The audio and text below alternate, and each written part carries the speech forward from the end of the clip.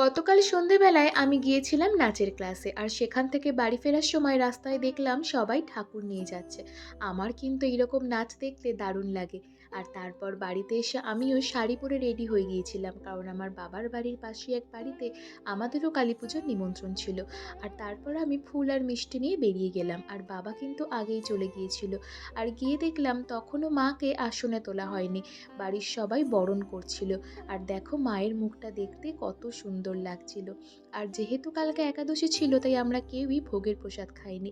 বাড়িতে এসে মায়ের সাথে কড়াইশুঁটির কচুরি করার জন্য এখানে হেল্প করছিলাম। আর এই যে তারপর মা আমাকে কচুরিগুলো বেলে দিচ্ছিল, আর আমি কিন্তু তারপর ভাজছিলাম। আর জানো তো, আমি যখন লুচি বা কচুরি ভাজি ফুললে কিন্তু বেশ ভালো লাগে।